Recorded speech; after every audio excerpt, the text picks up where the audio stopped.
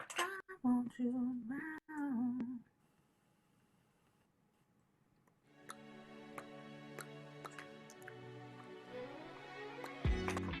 The sun is shining, shining, nice and bright, bright.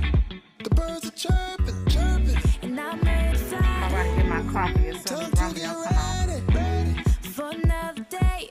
Hey, no one can stop us. Did you ring We gon' TJ? learn to play. Oh, every TJ. day we learn and play.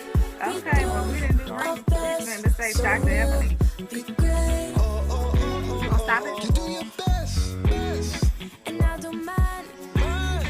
So let's get ready, ready, cause it's about that time. Good morning, Hey morning, y'all. you. Good Good morning. morning, how do you do? Good morning, time to be great. Good morning, Hey y'all. your hands are great. Good Good morning. Good morning, morning.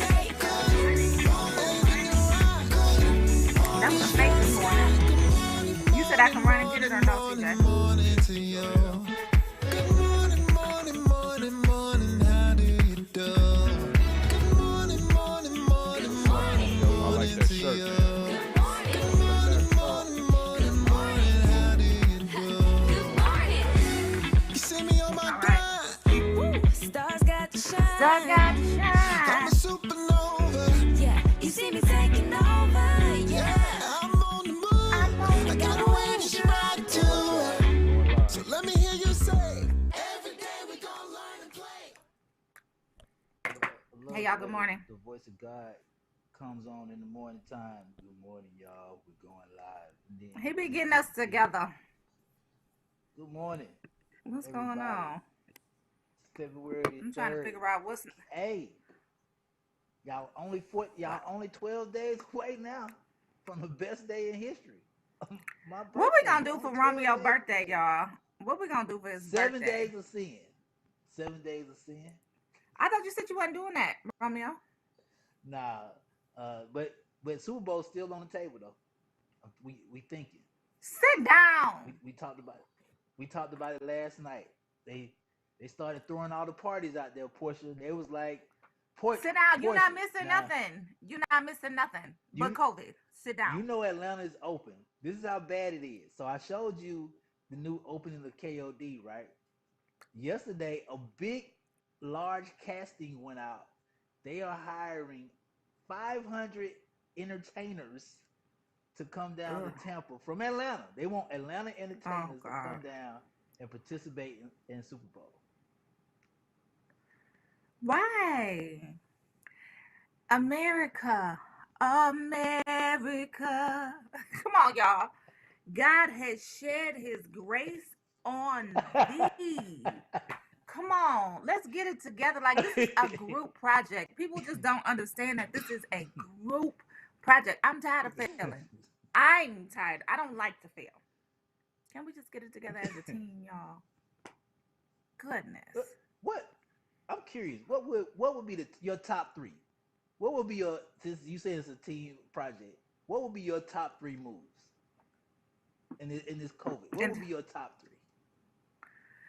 um, Like if Portia okay, Manique so if had I to was make the sitting decision, you're right.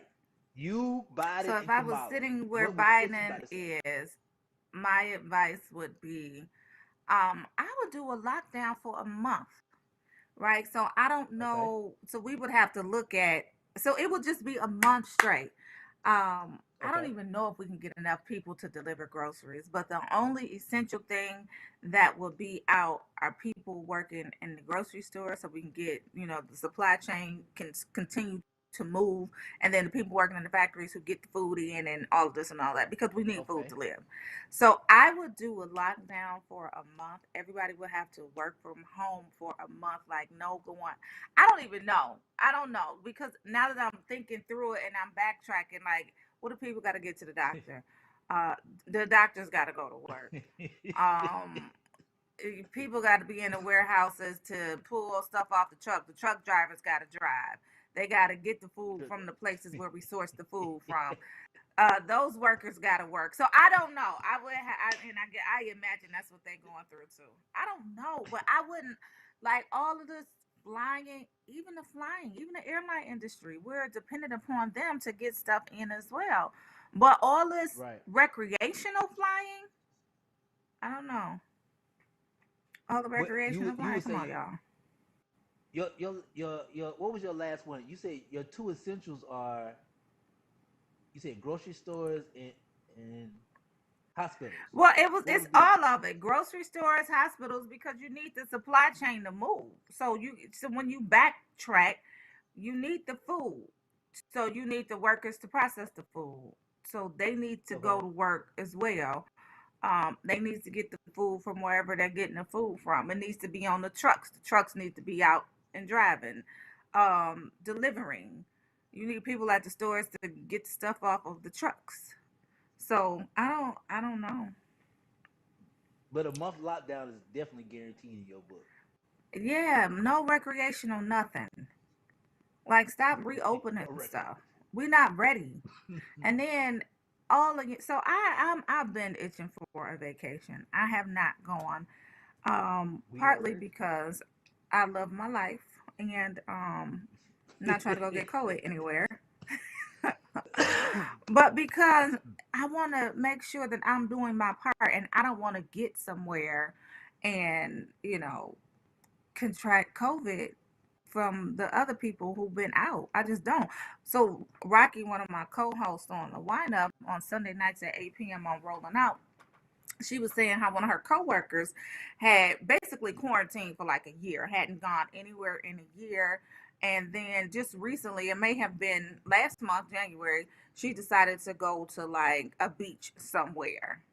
I don't know where it was, but she No, decided to go to a beach, and she got COVID. So she been locked down they for got at her. least a year, and then she went to the beach and she got COVID. They got her. No. So all that. So that year So didn't mean I'm nothing, basically. scared, y'all. I'm scared. Well, you can Right. always go to China. You Why can you always over there travel to. coughing? Why You you can over there always travel coughing? to China if you I want know. to. No, They got a new testing system. China does it right though. Like I was watching this guy's Instagram story, and he attends school in China, and he was saying, once they got there, he was on the bus. Everybody had to quarantine on the bus. They had double masks. They had hazmat suits on. They took their bags. All of the bags had to be sprayed down. Like you saw them spraying them down, like they were spraying down pesticides or whatever. Hmm. So the bags went to a separate area so they could air out.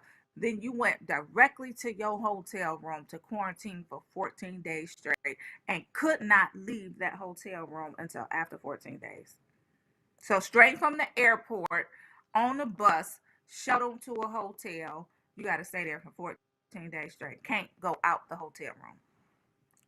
No, don't no Yeah. lollygagging at all. No, no nothing. No nothing. No nothing. Okay. Anyway, Yeah. what time is it? Because we got a break in a second. Who got So time to quarantine for 14 8:10, days? 8:10 on the Rolling Out AM wake up call, and we got a break, and then we're gonna come right back for y'all. How y'all feeling this morning? Did we say good morning to Facebook? Good morning, y'all. Oh, we did. Uh, We Good didn't. morning, Shirley Carter, Trio, Kayla, D. Great Taru, episode I last called night. you Yeah, back last last night. night. Rue, Hey, Gerald. Iris G Fit. What's up? in the Yeah, building, still. man. Y'all know what it is. Hey, Shirley Philadelphia. We gotta talk Carter. Good about morning. Philadelphia, boy. What's going on in Philly? Man, uh, What? another another young rapper was killed the other day, In and it's, Philly? and so yep. So I think so far this year, what is it? It's only February the 3rd. At least a good a four. Well, nope. We got to add Salento because we just announced that he was arrested yesterday for murder, allegedly. Mm. Um, Okay, well, let's talk about that and after the break because I'm eager to know okay. who it is that got killed in Philly. Ooh, Y'all stay tuned. We coming right back. You rolling out on the AM with My the Shiro go. doesn't always wear a cape, but she always has time for a hug, a smile, for going the extra mile. My Shiro stretches every dollar, puts in long hours, puts others first. But now it's your time, Mom. When you're ready to retire, we want you to be able to enjoy it. It's time to start saving now. A free 3-minute online chat can give you the personalized tips you need to start boosting your retirement savings today. Visit aceyourretirement.org. I don't think we're free in this country. For 100 years, you saw Black people menaced and targeted and lynched and beaten and brutalized. I think we're burdened by this history. You are obligated to do something to address that, or you become part of the problem. More people have to be willing to do that uncomfortable, inconvenient thing that justice requires for things to get better. We don't have to fear fairness. We don't have to fear equality. We don't have to fear doing the right thing.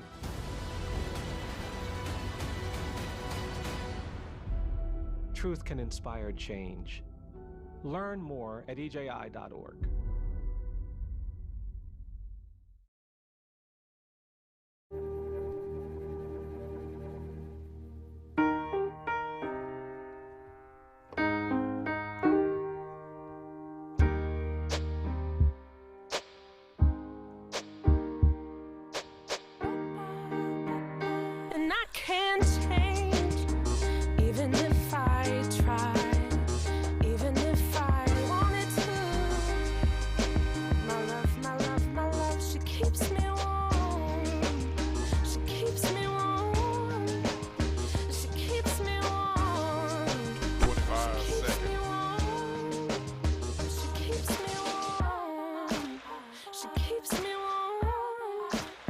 We are neighbors and best friends. I love my sister.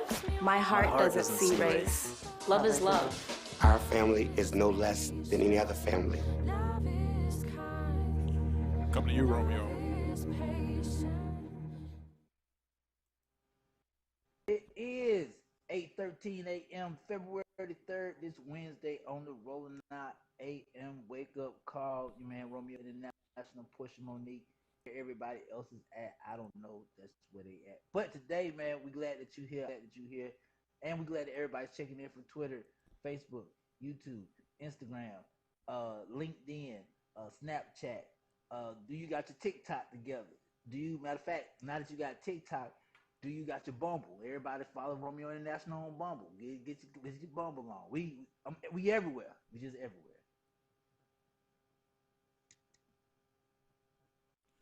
Hold. Your mic is Say off. that again. My mic is off. There you go. My mic went what off. was you I saying? didn't do nothing. I don't know what I was saying. Oh, you turned it off. God turned off my mic. What was you saying? I don't know. What was I saying? I forgot. I don't know. Good morning, everybody. Anyway, let's go back to the rapper though. So what happened in Philly? Well, it was just another senseless act of violence. Young rapper by the name of Toonie was shot and killed, and nobody knows why. Yesterday, the conversation of mental health came up. They were speaking about Salento, the rap artist that we talked about, who is in jail right now in DeKalb for allegedly killing his cousin. And what was interesting was they brought up the fact of his history, and Charlemagne the God and oh my God, Joe Budden. They brought up the fact of same thing me and you said. How come nobody ever helped the young man? They said if you notice the pattern, and they read off his sheet, going 140 miles an hour in the city of Atlanta and got arrested. He got arrested for drugs. He got arrested for attacking his girlfriend. He got arrested for breaking and entering his girlfriend's house. They said leading up to what happened this week in Atlanta with the alleged killing, there was telltale signs of trouble. and it speaks to your team that's around you. It speaks to the people that are Yeah. around you. Yes, you yeah, you can't save everybody, of course not, and you can't try to heal everybody's wounds. But what you can do is notice that there's a problem and keep reiterating that there's a problem. Like, you have a problem, and now uh, people are saying, well, we should pray for him now. Nah, y'all should have been praying for him then. Let's not We should don't wait till definitely pray after for the him deed is now, done. though. We should definitely You're pray for right. him now, though. But here's what also just occurred to me. And it's not a new revelation or anything, but it, like I said, just reoccurred to me. People that young need coping mechanisms, coping skills with dealing with fame. Like, fame isn't something that you can process um, with a shallow foundation, right? And so if you got a shaky foundation, or it wasn't built on stone, or it wasn't built on love and happiness and a happy home, and making sure that you have all of the things in you that you need to be a successful human being, or a compassionate human being, or all those things that make you what society deems to be a good person, then you have issues with coping. Like, dealing with fame at a young age is something that people need help with, right?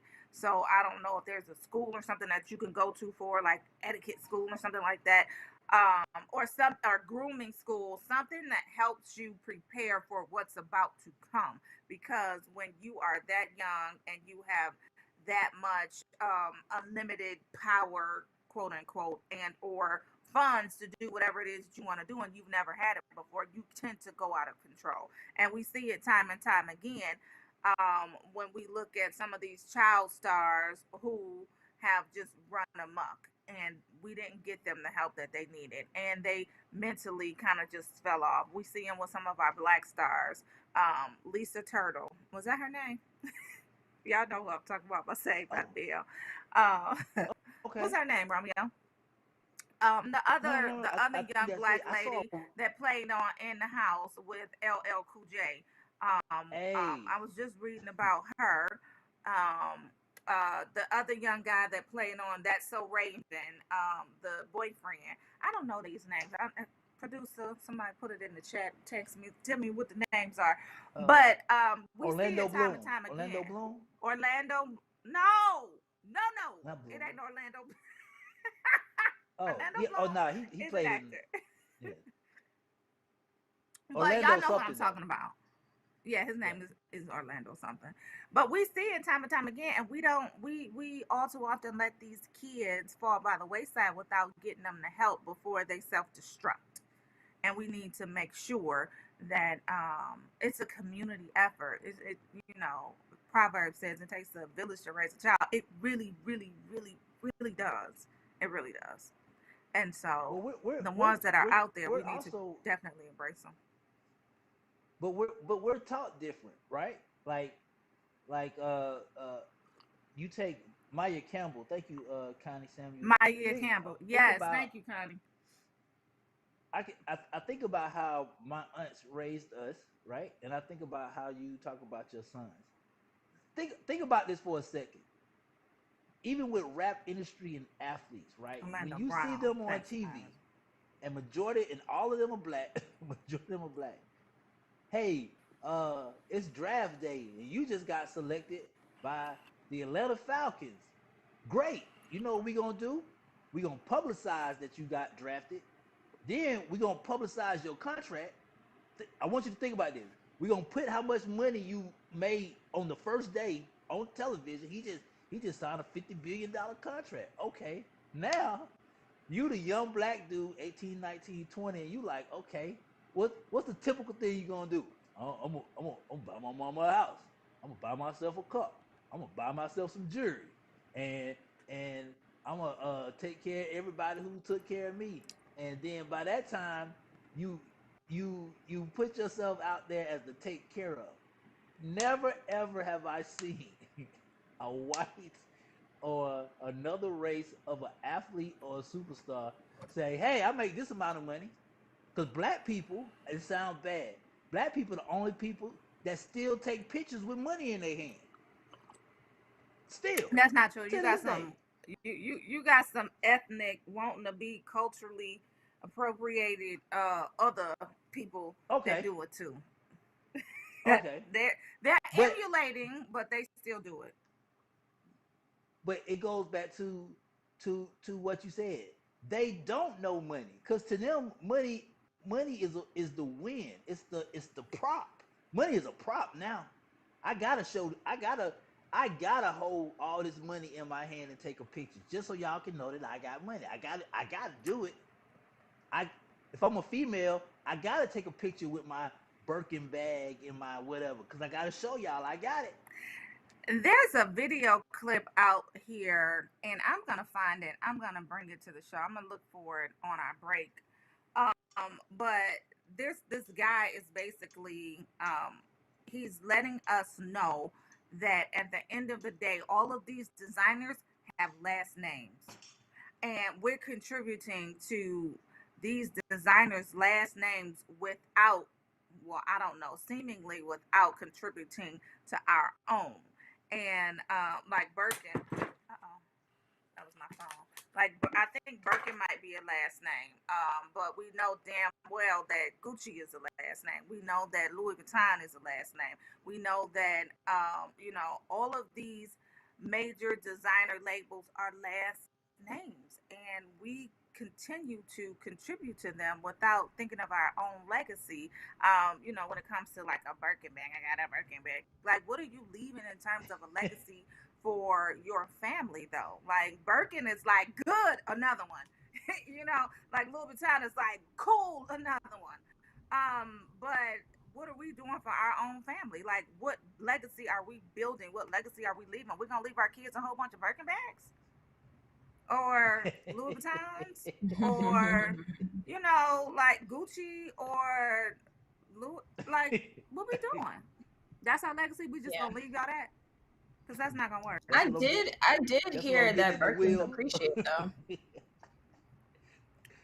What was that, Tiara? That's what I'm Good gonna get morning. in the wheel. I said I do. Good morning. I said I'm gonna get the I Birkin did hear bags. that Birkins appreciate and value. Who is it? It's a rapper, Drake, saying that he's buying a whole bunch of Birkin bags for his wife whenever she comes. That's the He point. another common. He is like pick one. Settle down. Pick one. Mm-hmm. Okay, But go ahead. but that's the value that we place, right? So when it comes to what you said about, you know, uh Mercury. why are these Retrograde, people so withdrawn? Here's the crazy part. I'm willing to say 50% of Black America honestly does not know what to do with money. Honestly, I can say that does not know what to do with money. That's And if generational though. somebody put it should it be? Should it still be generational? It Yeah, shouldn't because if be, somebody but it's put $1 million, unfortunate that that's our it, legacy. it It's it unfortunate. should be generational in terms of what we're deciding to do with our money. Like what are we doing? What are we teaching our right? kids? How do our kids Right. function with money? Let's normalize investing. Let's normalize getting together and buying buildings. Let's normalize getting together and deciding on what we're going to do as a group to grow our legacy, to make sure that we're growing our investment, to make sure that we're what is it called? Kuji Chagalia, just cooperative economics, coming together, Mm-hmm. making sure Mm-hmm. that the next generation is straight. Like, don't sit up there and just be selfish on I'm good this generation, but I'm not thinking about my kids. It's so easy to not think about them. But I want grandkids, not right now because they I was teenagers. gonna say what? But I want grandkids, and I want my grandkids to have kids, and I want my grandkids' kids to have kids. Like I want to build a legacy. I want to leave a legacy for them. I want my name on buildings so they could be like, oh, that was grandma such and such and such and such. She was a pioneer. She was a trailblazer. She made sure that we had, But but we let sitting me out ask you here this: thinking about Birkin bags. do the two of you guys like? The one thing I can say about my family is I know my family. That's how much time we spend together. That's how much time we put into one another. Do you actually know your family? Like, do you know your whole family? On my mother's side, your Um, paternal side, you don't never know them. Okay, You so don't know do a that's couple. that. that's Don't crazy. do that. Don't You do know, I that. know a couple cousins, my aunt, my uncle. Right. So you That's don't know your it. Don't do family. that. Okay. I know my Okay. mom's, Portia. but I know my cousins, second, third cousins, Right. auntie. You On don't one know. side, That's okay. Portia, could you say you know your family? Your family. So I grew up with No. a large family. No, that's not a no. It's not a no. I grew up with a large family, and I didn't appreciate the family that we had when we were growing up. Like we all stayed in the same house. It wasn't a huge house, but it was still a house. Like we didn't live in the projects. We didn't grow up in the projects. But I grew up with a large family, so I know my immediate family on my mom's side. So paternal, maternal grandfather, mom's side. I didn't necessarily interact with my dad's side. They have a big family, a large family as well. I know some of my aunts. I lived with some. I did a couple of internships, and I lived with my aunt out in San Jose. So I know her. I know my first cousin. I know her husband. Like I know clusters of my family. Okay. But my mom's side, I know everybody. But extended, Okay. like great greats, we don't necessarily engage. We don't go to the family reunions. Our kids don't talk, which is not cool. Because I guess this here. Tell me this for both of y'all. Since you don't know them, Who said we don't? can you at least say you can get the like if you walked into a room, the family part that doesn't know you could say, "Oh, that's so and so's daughter." They might not know your name, but oh, that's yeah, so and so's yeah, uh baby girl. Do you yeah. still get that? But Okay. I Yeah. feel like I'm in a unique situation because I'm an only child. So if you know my parents and you know them to have kids, I'm the only kid that they would know. So it's not like, I'm one of a few grandchildren, one of the few, because I'm just the only one. So it really depends. And so, yeah, so we do have a guest, and speaking of family, they're gonna come on and talk about I believe they're talking about the is it called? Let me see. I want to get the name right. Black Family Blueprint. So they're talking about family blueprints on Winning Wednesdays. So we were moving just a bit from Wellness Wednesdays to Winning Wednesdays with Shay. And so Shay is here to talk to the Black Family Blueprint about family. Okay. So let's bring them on. Adrian and Ao needs to turn on their camera so they can come on. But I'm eager to hear this conversation. Um, Good morning, yeah, guys. so the Black Family Blueprint, welcome, welcome, welcome. So they've committed their life to developing African American youth and families by serving multiple capacities. Welcome, welcome, welcome. Good morning. Can I hear us? Are They they don't look frozen? like it. Shay. Good morning. I think. Oh, they are Hi. frozen. Shay. They're Hey, frozen. Shay, Shay. my Good partner. Shay morning. be sounding so Oh, they're logged professional. back in. Hey Shay. No, I'm sorry. Hey, y'all. Oh. Oh, Happy Black History Month. happy Black History Happy Month. third day of Black History Month. Yes, Good Queenie. morning. Nice, nice. Yes, sing Nice. it.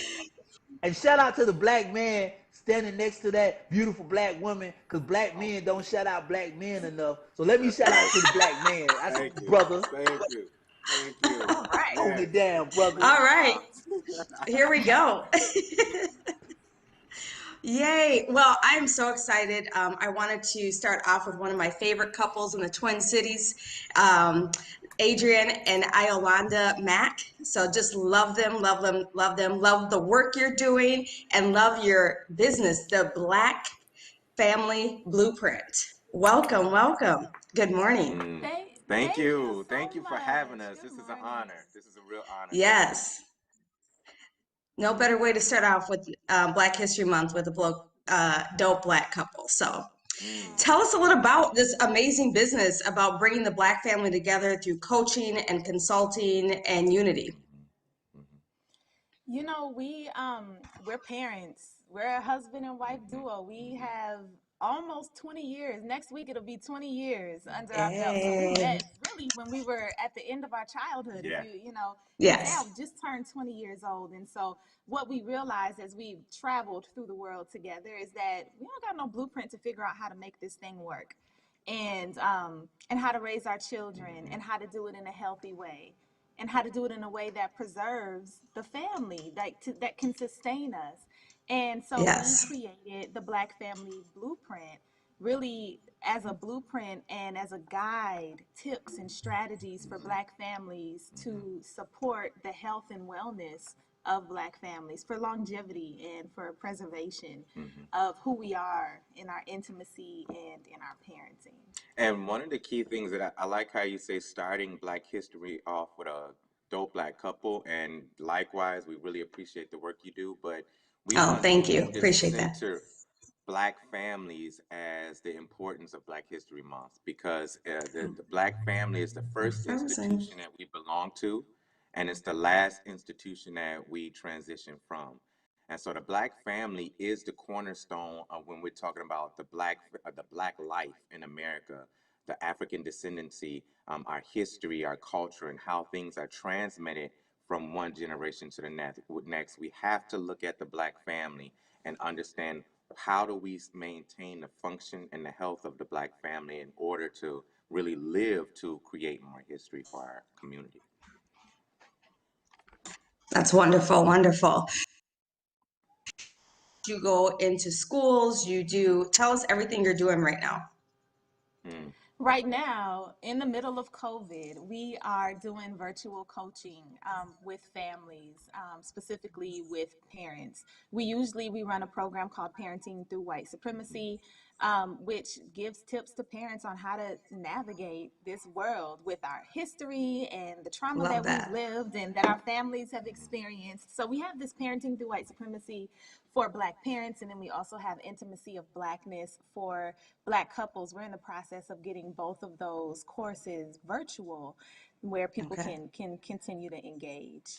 And a good portion of our work is also contracting with different agencies and community partners. Yes. So we go in and we bring a family impact analysis to the work that a lot of organizations and systems are doing that impacts and work directly with Black families across the Twin Cities. I love all of that. So a couple things I want to talk about is the work you're doing with the white supremacy with children, something that we don't talk about enough, and especially after everything that's happened in the past year. How do you think that has impacted our children in a positive or negative way? Ooh, that's a good question. I would say it's definitely negatively impacted our children, just as many of the other public assassinations of Black men and women over the Right. years.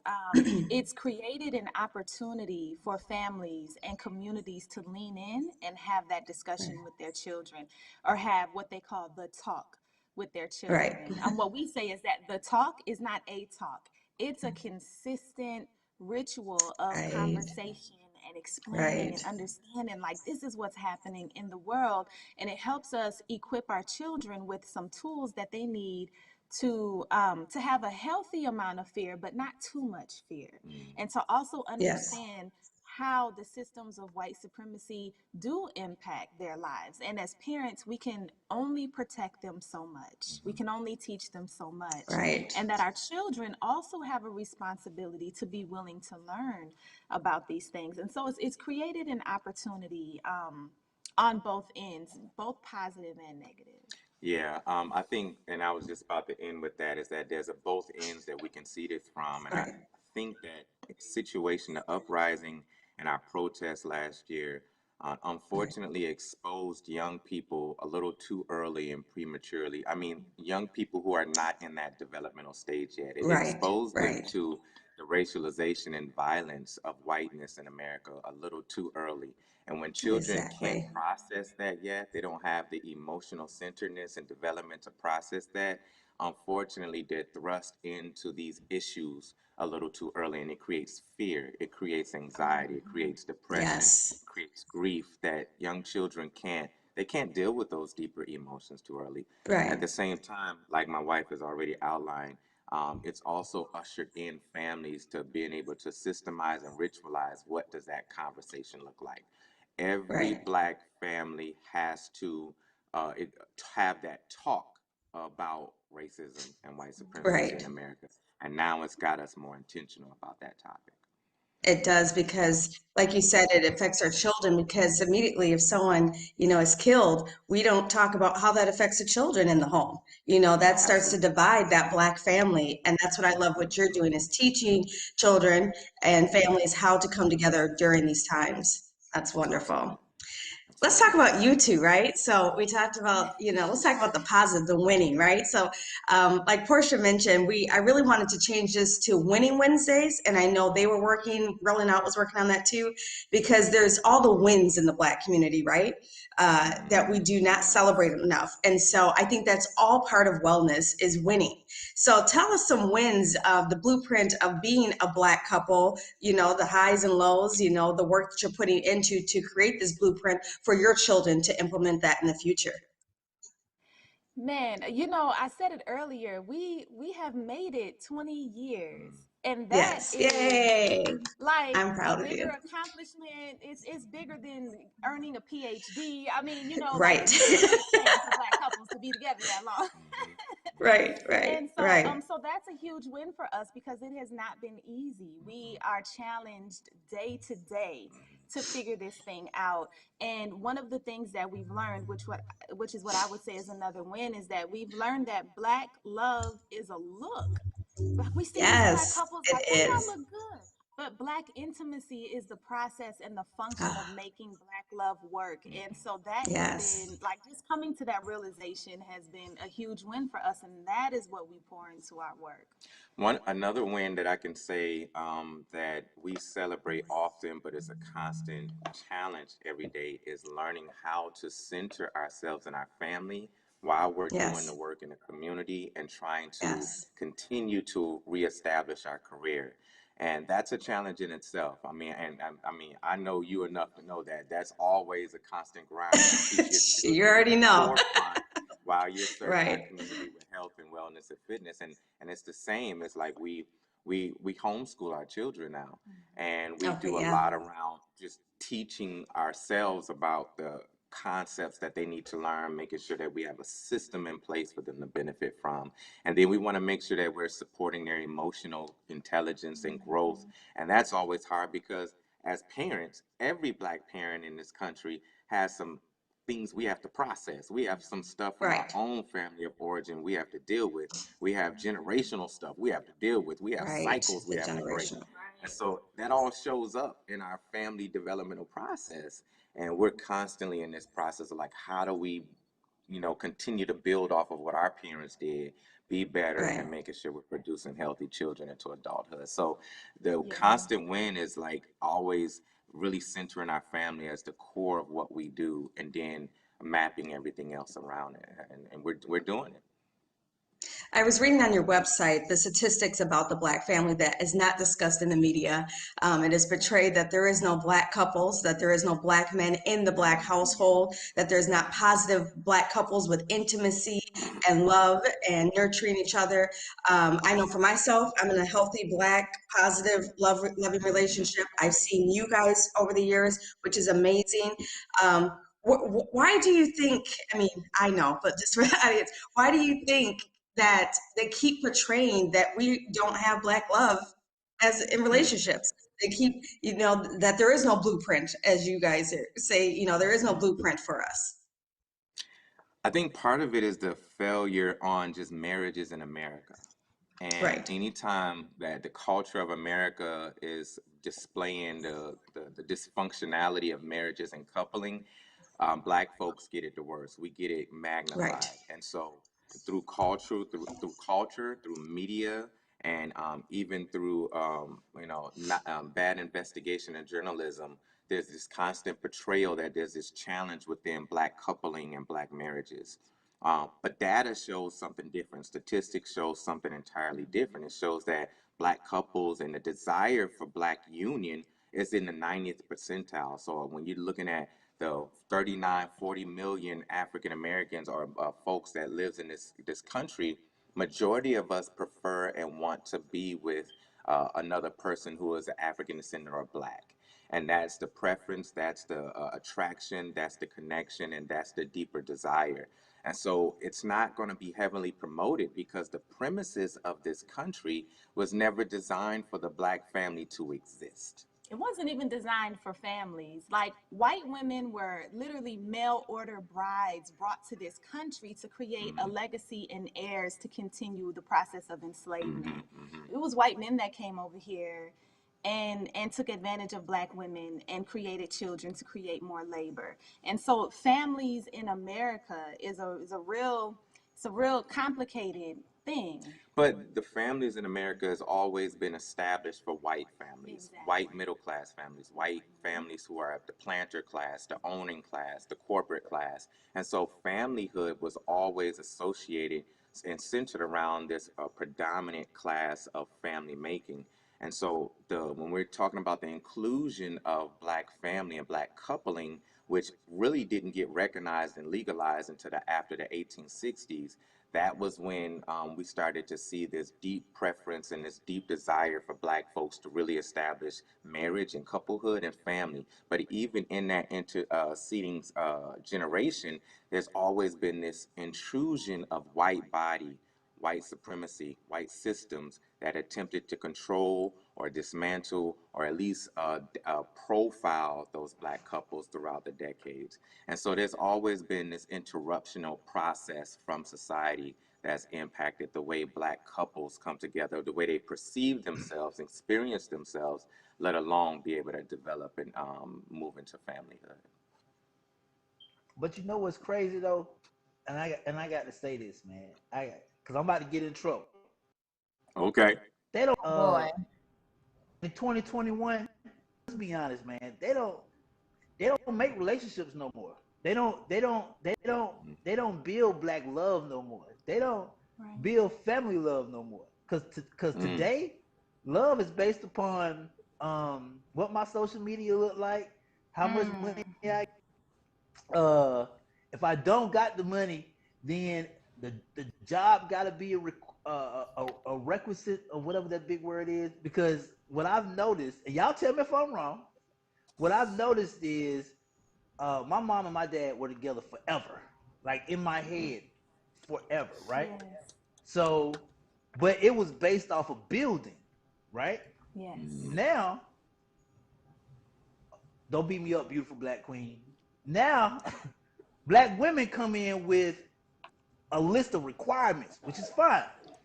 But the requirements that you're presenting to the Black man, you don't even got. So I don't understand why I get this list and you ain't get this list.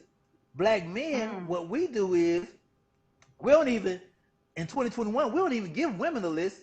We just basically adhere to, well, she want a man with a car. I guess I got to go build a car. I guess I got to go have 80 jobs. So have y'all seen how the dynamic, would y'all say the system is broken when it comes to Black love? Ooh, good question. He's yes, making up I some know real good dynamics. Yeah. No, it's absolutely broken, and I would say that you are right, and that is the way. For one, there's been this narrative put out that if you go way back to some of the old presidential documents, I think Thomas Jefferson wrote a letter about the Black couple and said that they're just full of lust and passion, that they don't love. Like, there's been science that has continued to perpetuate this notion that we don't know how to love, that we are just sexual beings, we don't practice monogamy, not speaking about how the systems were created for us to interact with each other in that way. And at the same time, we've looked at white families, the planters, the masters, we've looked at their relationships and said, this is how our relationship is supposed to go. The woman is supposed to sit and not do anything, and the man is supposed to provide everything for her. So we have some systems of patriarchy in the Black community that exist in terms of how we come together and what we're expecting out of our mates. So you're absolutely right. We always say that Black power, the root of Black power, is really Black love and Black intimacy, because what we can do together is far more powerful than what we can do separately. But those prerequisites, those lists of requirements, that's the stuff that in the intimacy of Blackness, that one of the workshops that we run, that's the stuff that we dig into to really ask those critical questions like why? And what does that do for the family? And how does that contribute to your legacy? Or does it?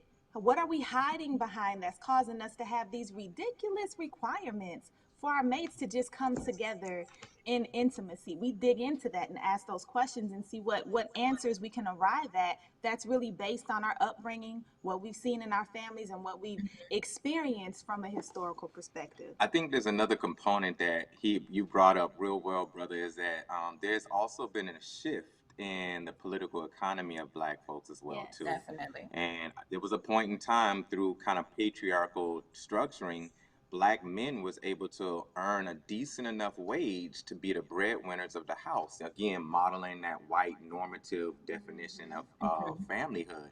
But that's changed. You know, the outsourcing of jobs, the closing down of factories, the de-skilling experience of Black men in America has for the most part, de-skilled and de-laborized Black men. And catapulting, and the catapulting of Black women at the same time.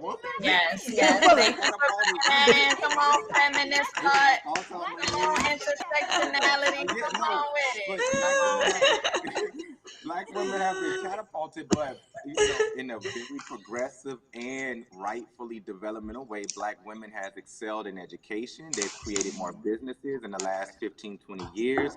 They've become more economically stronghold in the community. And so they have raised the expectations of what brothers have to come with. Like, yo, if you're going to come at me, you need to come at me with either a job, a business, a vision, a home. You need to have something. Because for 1970s, once we started losing our job well into the 80s, brothers was coming with some game. There was a generation of brothers that was coming with some good words. They was coming with style, but they didn't have no substance behind them. They didn't have morality. They didn't have vision. They didn't have a home. Brother, you didn't have a vision for your career. And so sisters, naturally, because sisters are the most charismatic, beautiful, loving, intelligent human beings in the United States. Bleak, brother, keep it going, keep it going. What else you got to say, Adrian? What else? I know, I'm bleaking.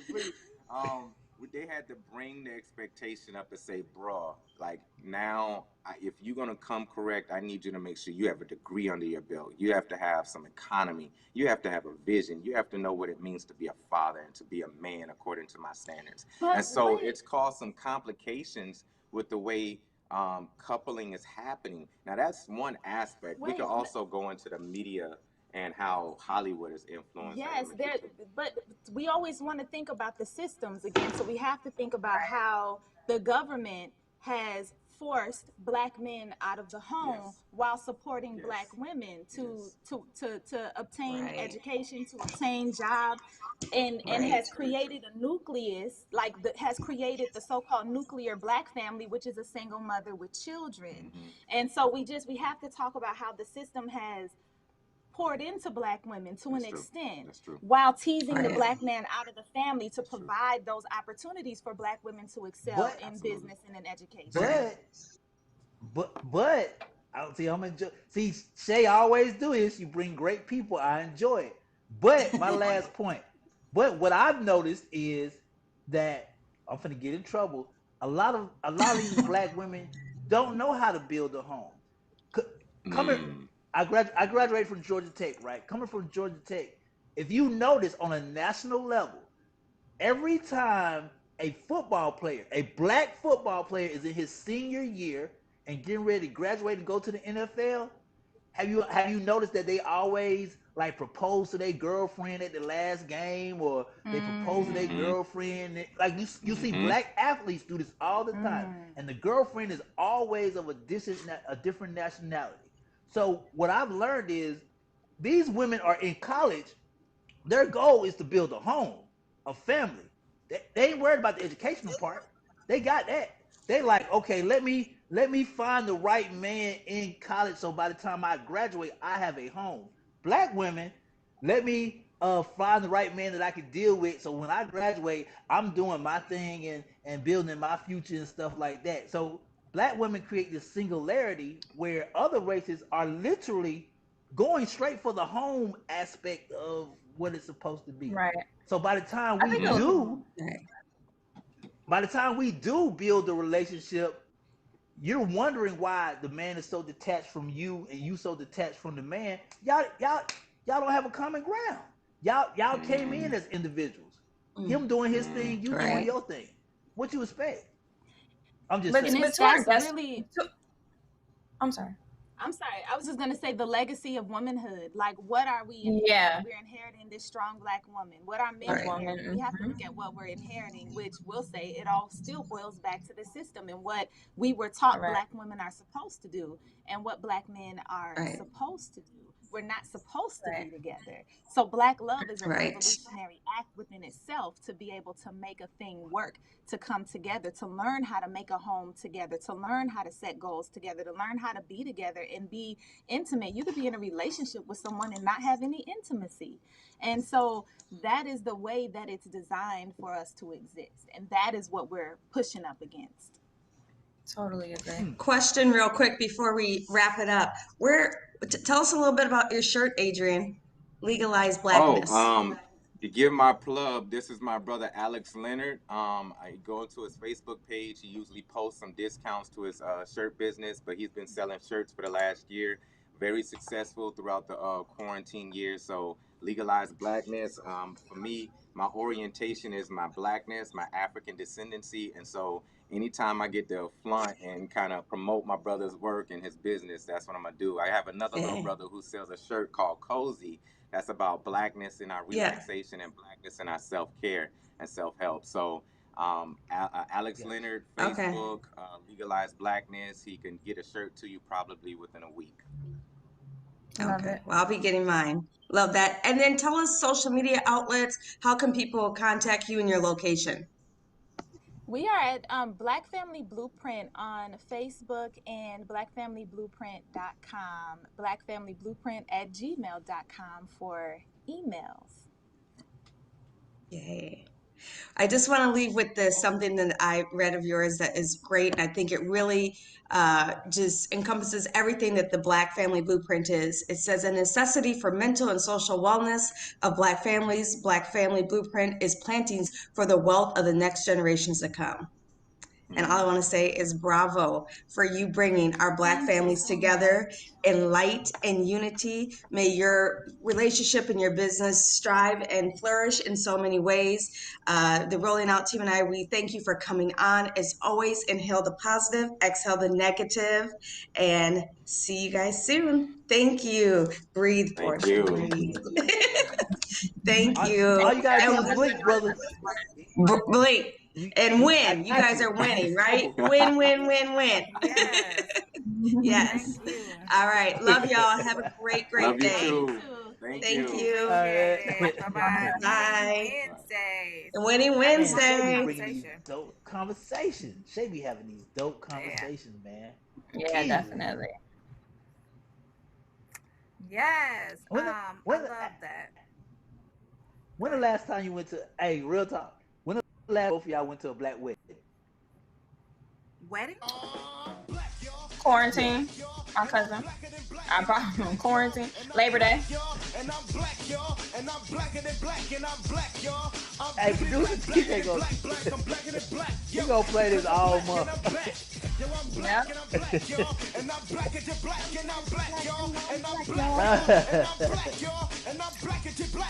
I'm gonna make that my ringtone this month. Hey, I dare you. I'm black, y'all. I dare you. I'll make that my ringtone. Be out and that go off. Can we not play that part though? See before. What happened? Oh, Okay. That'll be hilarious. There we go. I think we have another guest coming. We have another guest. Where they He at? got excited. They're not here yet, but let's get into your report right quick. To Aura. Let's do it. Let's spill some tea this morning. I'm blackity black, y'all. I only have one really juicy story. The other stuff is just, news. But did y'all hear about Jeff Bezos? Y'all talked about that? We heard that. We didn't talk about it, but yeah, we heard that he was. Oh, that's your uncle now. I wonder what happened. Yep. I wonder what happened. Yeah, a lot of people are saying that it might be some smoke in the air in terms of Amazon and Amazon Web Services. But the CEO of Amazon, the creator, the former of it all, Jeff Bezos, has officially stepped down from his role as CEO and is going to assume the position of, we definitely didn't see that coming, of executive chairman. One of his partners, another founding member, quote unquote, of Amazon, has assumed the role of CEO. I'm pulling up the story now. His name is Andy Jassy. Andy Jassy, yes, who also has a net worth of not billions, of course, but still 377 million. So they're all rich over there. Whatever. But yeah, so Jeff Bezos, he made a statement yesterday basically saying being the CEO of Amazon is a deep responsibility and it's consuming. When you have a responsibility like that, it's hard to put attention in anything else. As executive chair, I will stay engaged in important Amazon initiatives, but also have the time and energy to focus on, he says, the Day One Fund he has, the Bezos Earth Fund, Blue Origin, which I know is like the competition of Elon Musk and what he got going on in terms of space and aircraft work. The Washington Post, which I think he's the majority owner of, and his other passions. He says, I've never had more energy, and this isn't about retiring. I'm super passionate about the impact these organizations have. And he basically says, when I started Amazon, I had to build it from the ground up, and now he's bored because it's so successful. I don't even know how to even comprehend that. I think that's overlay for the underplay. I definitely think that's overlay for the underplay. Yeah. D Shield said the lawsuit. What lawsuit, D? Yes. There is a couple of lawsuits. Yeah, speaking of lawsuits, a lot of workers want to form a union, and Amazon is not allowing its workers to unionize, which is seen a lot in these Fortune 500 companies. They're not allowed to unionize. I think over 20,000 workers have contracted COVID in the past few months because of the labor conditions. Amazon Prime, if you order it, got to get there next day. It's a lot of people in them factories pushing things out, and just some other things. I think they didn't pay their workers enough and have to pay back like $65 million in finances to workers that they haven't fully compensated. So there's definitely some mixy situation going on over there that I guess Jeff Bezos wants out. Hey, my uncle just bought a planet and he about to save the world and the environment. Of course, what y'all want the man to do? The man bought Space Force. Come on now. Yeah. They said their net income net for 2020 was 21.3 billion net. Damn. That's a lot. So D said how many days in a year? They lost the lawsuit and they have to pay their workers tips they were keeping. I'm gonna have to look that up. I didn't hear about that. 365? Yes. God dang. Yep. So I'm just getting over the net part. Net.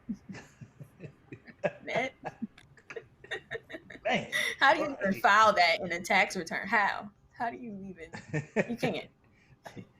Hey Jeff, what you want to do today? Nothing. I don't want to do nothing. I ain't doing nothing. I'm gonna walk around in my socks all day for the rest of his life. And mind you, he is, significantly young to be a successful, CEO. He's not anywhere close to like the age of like a Warren Buffett or even a Bill Gates. Like I think he's 55 maybe. No, right. Him, and even though we question their practices sometimes, but him and Mm-hmm. what's the guy from Facebook?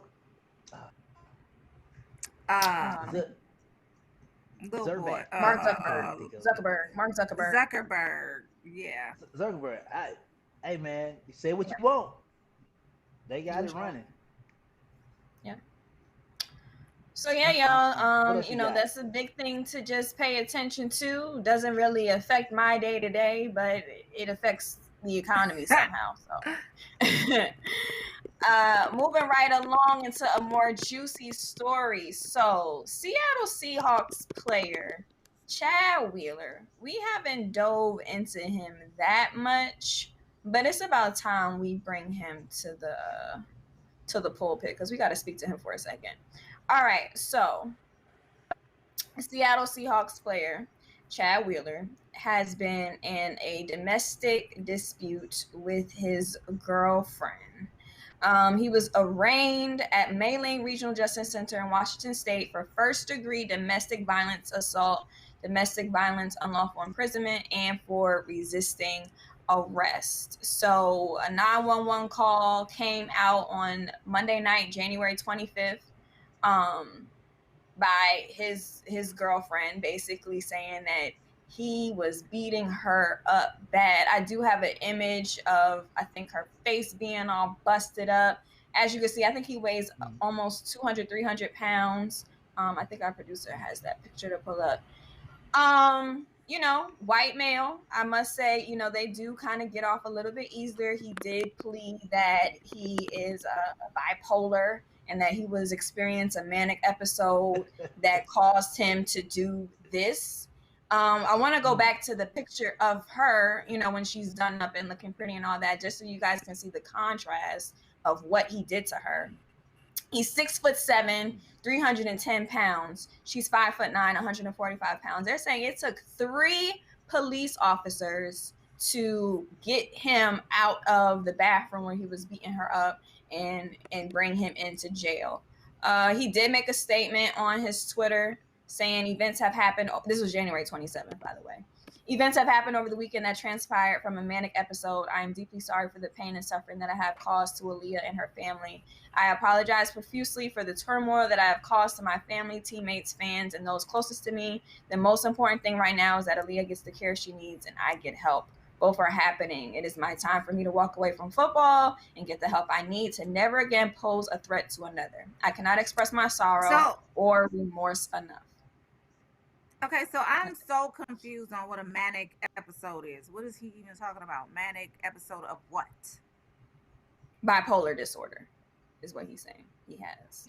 That he was off of his medication, and due to him experiencing a manic episode where, they have extreme moods of being happy and angry, and he Let me tell y'all something.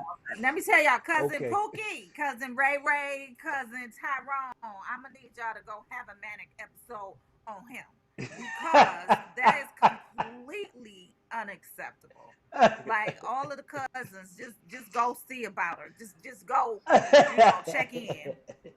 Let me know we there. Like, so this is the thing. Like, a lot of people, I tell my niece cousin all the time, let your little boyfriends know that you got sisters, you got aunties, you got cousins, you got mamas, you got family that care.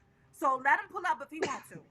So I think a lot of the times we neglect to call on our tribe, our family, because that we allow them to get us in this little privacy of our own home away from our family. I'm not saying that was a situation for them, but I'm just saying a lot of the times that's what happens. They isolate us. We're away from them. We forget that we got family. We forget that we got support and stuff like, they try different things. Like he just tried it. I just want y'all to know we got family over here. I just want y'all to know she got Ray, she got Tyrone, she got Pookie, she got all them family members. Go show up. Just go show up. I'm not saying do nothing. I'm just saying show up. So. Hey. Yeah. Terrible. Anyway. I do want to mention that it took a while, but the Seattle Seahawks, the team that he's played for, has finally issued a statement saying the Seahawks are saddened by the details emerging against Chad Wheeler and strongly condemn this act of domestic violence. Our thoughts and support are with the victim. So he was being held at King County Jail with a $400,000 bond.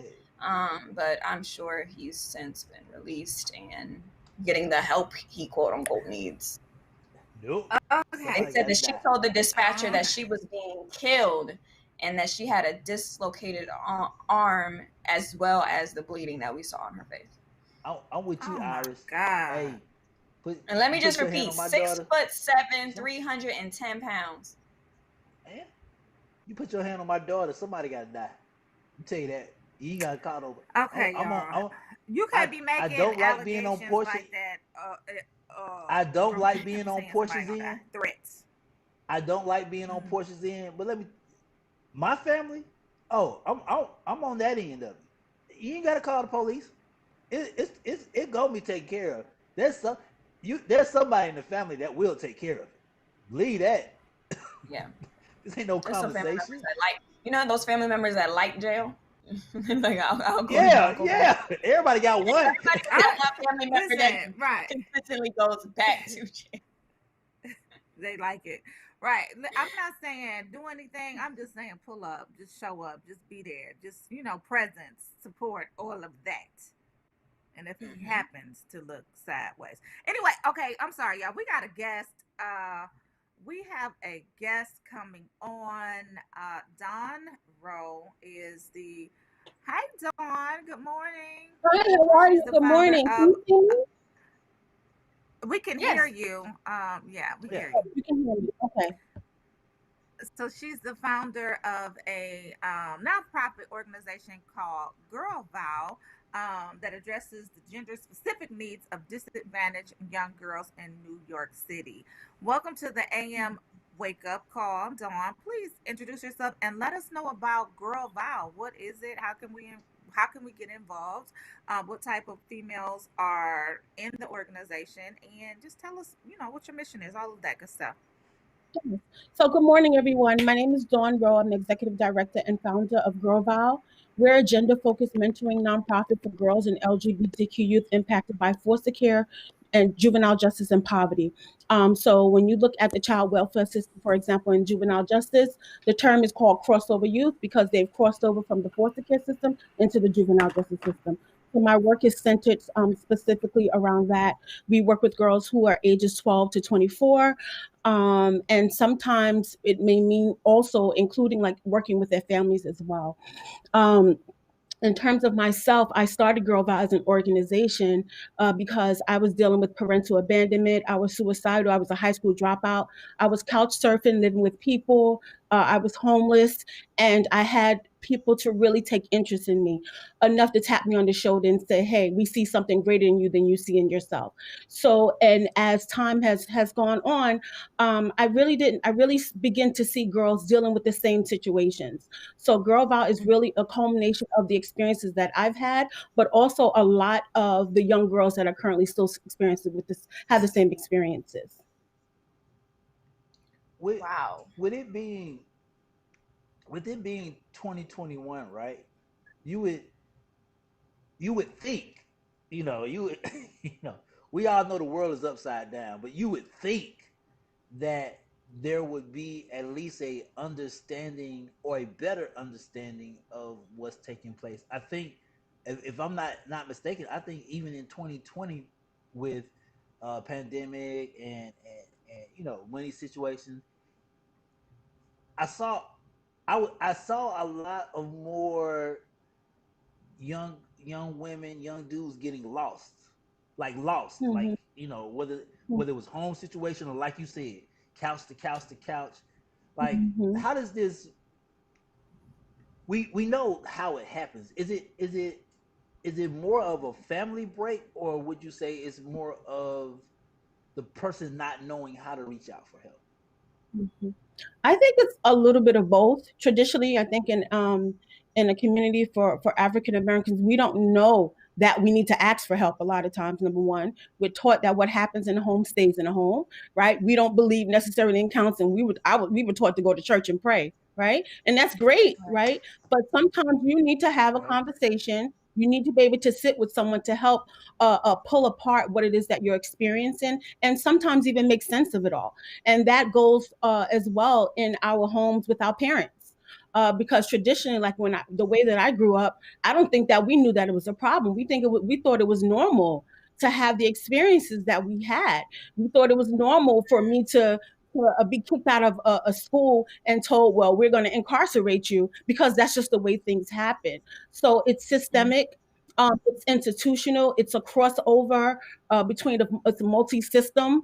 So when you're thinking about, like, for example, when I talked about the child welfare system meshing so well with the educational system or the juvenile justice system, that they can incarcerate you or extract things from you, but they can't support you, right? So that's systemic. It happens systemically, and it happens in such a way where it's made and designed for us to fail. Yeah, that's so true. And I love how you were able to take your own personal experience and use that, I guess, as a silver lining into the work that you are doing now.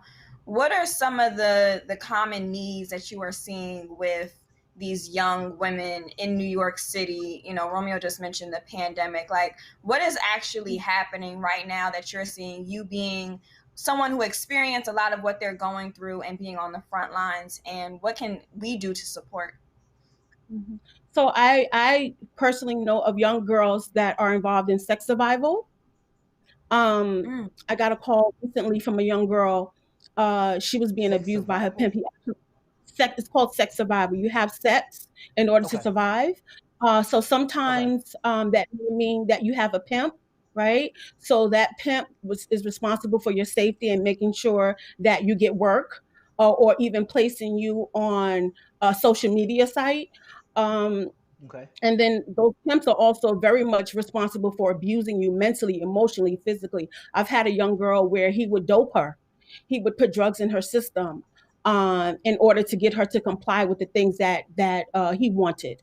And then he also abused her. He shot her. Right. So these are some of the things that young people are experiencing. I've had young people to sell drugs in order to survive. I had young people. Do have some young people, of course, that would ask for help. But like I said early on, it's non-traditional to ask for help. And then we also have young people who have been able to make it out of that lifestyle and become a beacon for other girls that have those same or similar experiences. And another thing I want to say as well is that gang life is very prominent in the lives of young girls. And unfortunately, a lot of times the young girls that we work with, they'll even take the rap for a guy that they're dealing with. Yes, they will literally take the case on where he's free and she's incarcerated because she decides to take the rap for him. So there's a lot of things that are happening and unfolding in young people's lives in our communities. And fortunately, I think sometimes America is oblivious to that are happening to young people. This is some You heavy just stuff. blew me away.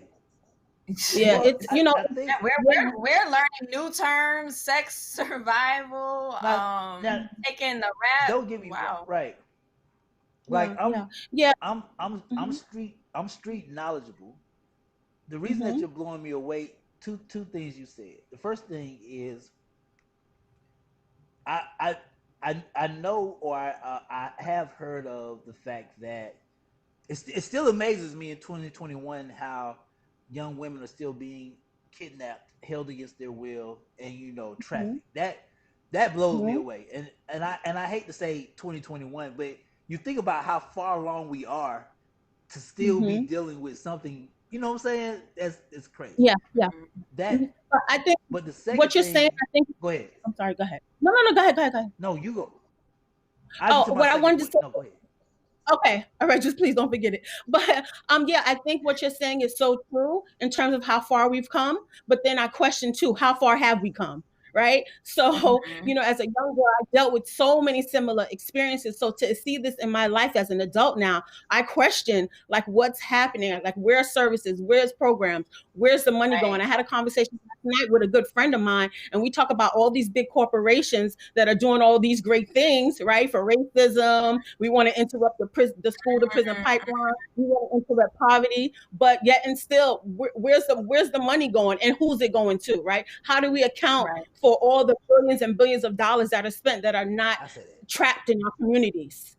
Yep. That money I should Yep. say that all the go time. into communities. Yeah. Even I had a friend last night also that we had another conversation about the child welfare system. So you have all this funding that goes to the child welfare system, but what about the prevention and the intervention services? What about the services for the young people that need mental health and support and that need guidance? Facts. And people on the ground, such as myself, that are doing the work. I work with a lot of Facts. women of color in the nonprofit field where they don't even have medical insurance. But we're Woo. responding to a pandemic. We're responding to the crisis that's happening in our community. We're responding to the fact that our young people and families, they don't have coats, they don't have food. Like I can't even imagine not being able to feed myself as an adult when I had that experience as a child. So to see I other love the way young you people think. have yeah, thank you. To see those Cause young people have those same or similar experience, like it's heartbreaking. It's absolutely heart Yeah. wrenching. And it yeah, like forces a honestly, lot of them to. Oh, I'm sorry, Romeo. no, you go ahead. Oh no, I was just saying, it forces, I think, a lot of them to grow up so much faster. Like you think about like a Mhm. 12-year-old and a 14-year-old, Oh yes. and they're supposed to experience homecomings and prom and Mhm. graduation and just the matriculation of the Asian experience. And they're in situations where they're in gangs or, Mhm. having sex to survive and going through all these situations, which you speak on that you've gone through, you've experienced some of these situations yourself. how do we how do we take hold of them and like wrap them in mentally, because I know a lot of the struggles that they're dealing with outside of their physical circumstances is the mental standpoint. You talk about like suicidal ideation and just what's going on in their heads. How do we Mhm. save them mentally, Mhm. before they're too far gone in a lifestyle at Mhm. such a young age? Yeah. One of the things I always tell people is pick up the phone. When they call you, answer the phone. It could be something that's happening. They could be in a dire situation, like the young girl that I spoke of that was shot, or it could be a situation where I just need to talk and I just need to purge. I had a young girl call me recently because she was trying to get away from her pimp, and I'm on the other line. She's telling me what to say. She's whispering. She's like, "Dawn, say this, say that." So I'm on the phone. She puts it on speaker, and I'm saying all the things that she tells me to say because she's trying to get away from him in that moment. But imagine if I wouldn't have answered the phone. She was able to get away, but what if I wouldn't have picked up that call? So I would say answer the phone, be present, like show young people that you actually care and that you're committed to the work and that you value who they are. Don't underestimate who they are, right? Their ability, their knowledge, their skills. You wanted to say something? Are there anything All that those. the families can do, the home system can do to that? Are there at least three things that the family can do to recognize Mhm. gender specific needs or address them? Yeah. Yeah, absolutely. We talked about counseling earlier. I think family counseling is very extremely vital for families. It's something that, unfortunately, in the African American community, we're just really starting to talk about mental health and counseling now, the way that we should. So I think mental health and family counseling is one. The other thing I would say is really sit down and have a conversation with your children. Have a simple conversation. I had a girl that went missing for a whole year, and she actually ran away from home because she didn't have a relationship with her mom, and she desired to have that relationship so much so that she thought it would be easier for her to leave the household rather than to deal with the situation and internally in terms of what was happening in the family. So have a situation, have a conversation, know who your children are. I talked about the underestimating of children. Stop underestimating children. The other third thing I would say is stop turning their cell phones off when you get upset and angry and mad with them. I talked about the Hey, young lady that thing. I'm telling you, you stop. The parents have to stop doing that, because the young lady that went missing for a whole year, if she had her cell phone, then we would at least been able to track her, call her, know what's happening, monitor her social media. We were unable to do any of those things, and come to find out she was also in a sex trafficking ring and she couldn't get out. So it's, I think those three things are so essential for families. And even if you feel like, counseling is not something that you necessarily want to do, like pick up a phone and find a mentoring program. Find, someone that your child can connect with, because sometimes we know we don't connect with family in our homes. So find an outside person that's a resource, that's a good resource. And that's something that, at Girl Vow, we have become for families that are struggling. We're the sort of like the conduit between families and their children. And that's, I think, some of the ways that we can help support families and children. Where can people find you at?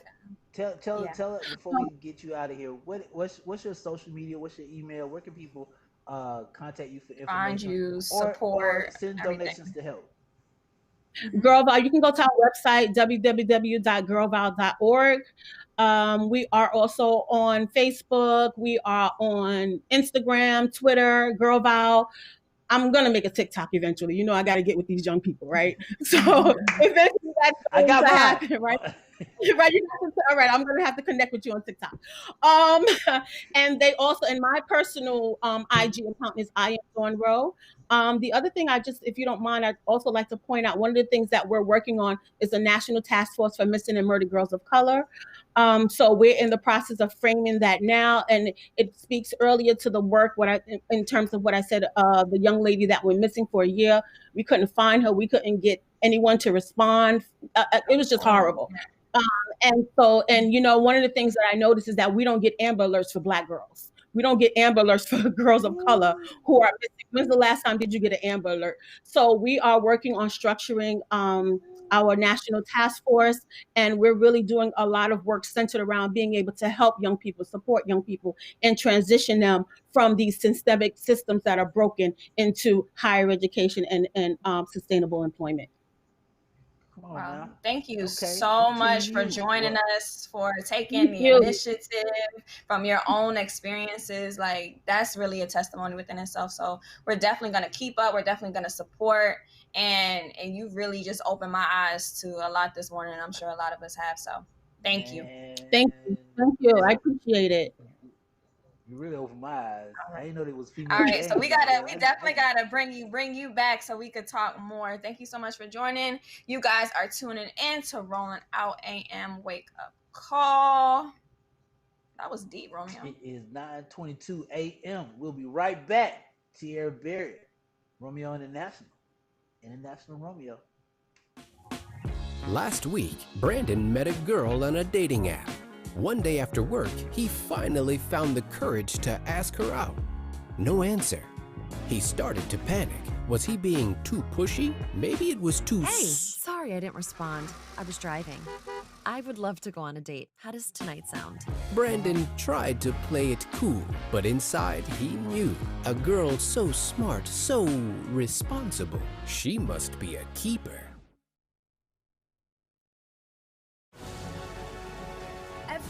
Every day, millions of people are connecting. And even though we're overcoming obstacles, watching each other's backs, and banding together, we should still make an effort. To get to know each other on a deeper level. Father, cosplayer, mentor, actor.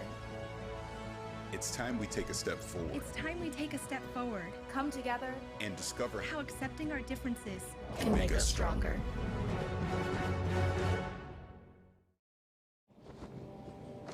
America, land of the free. It's at the core of who we are. Freedom. The freedom to live without fear, to drive through all 50 states, to sleep safely in our own beds, the freedom to jog where we please, to watch birds in the park, to wear a hoodie, the freedom to breathe. Before we celebrate the freedom most Americans have, we must fight for the freedom all Americans deserve. Because no matter your religion, gender, disability, age, race, all lives can't matter until Black Lives Matter.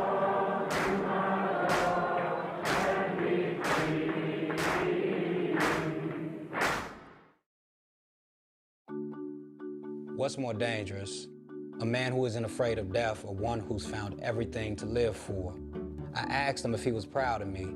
He emphatically said yes as he laid his pecan-colored head on my chest, and I went through my mind 1,000 times to figure out what that could possibly mean, and every single example ended in motivation for me. So you may not be afraid to die, but I'm more afraid to let them down. And I found something to live for, which is a dangerous motive forever fueled. See, your thoughts may be involuntary, but my actions are very calculated. I was a man with a plan, but now I'm a dad with a decree, and you can't take that from me. My sons ain't raised by no coward, and they won't be one either. If this be the measure of a man, the yardstick gonna need way more meters. I take it too far, so they never come up short, because I found everything to live for. 5, 4, 3, 2. You are now tuned in to the greatest Wednesday, February the 3rd, 9:25 a.m. Rolling out wake up call. Good morning. Shout out to our last guest, man. She made me and Tiara put our thinking caps on for a second. Yeah, you know what was so crazy that I loved but also can't stand about political movements is how like get out, vote, vote, vote, and it's like, okay, now you see the Biden-Harris administration is in there, but at a local level, we still need to be mobilizing and energized, because when it comes to situations where we're specifically focused on saving young Black women that don't get national recognition and like administration focuses for presidents, right?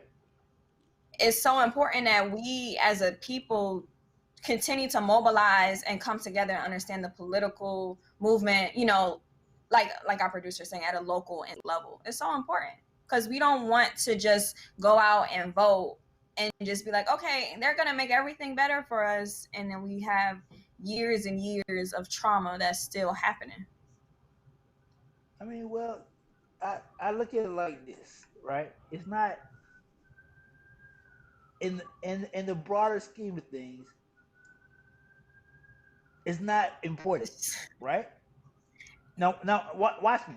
Just watch where I go with this.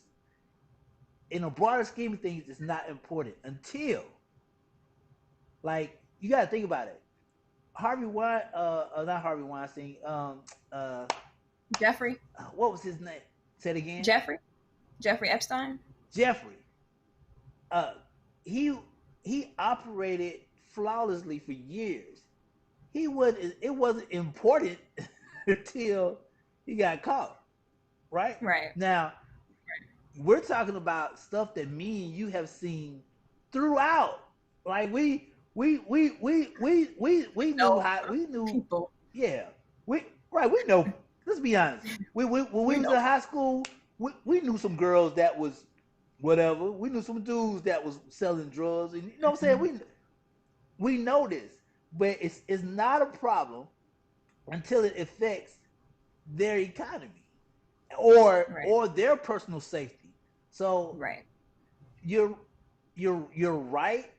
It does need to be more, but in order for it to be more, I hate to say this, something loud has to happen, right?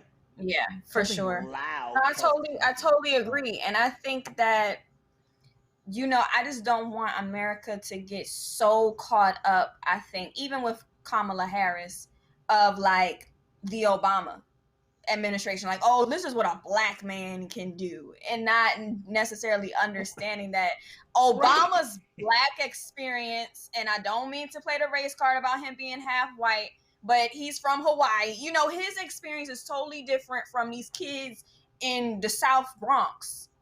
And same thing with Kamala Harris. Her mom was was a cancer researcher. Her dad was a big professor at a big college, you know. So I think that we have to pay attention that just because they might look like the perfect Black person to assume a position. That's not everybody's look, as they go through life.